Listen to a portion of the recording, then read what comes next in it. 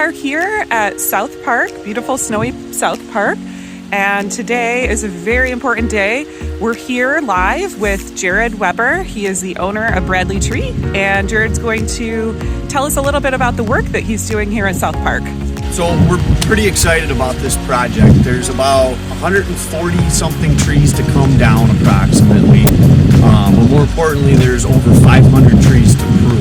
The trees that are coming down are all major hazards. They've been inspected. There's 3 certified arborists on site to make sure that we're only taking trees down that absolutely have to. We have about 800 stumps to grind out, topsoil and seed, so the park's going to look a lot cleaner, a lot neater with all the stumps gone, and we're pretty excited about this project.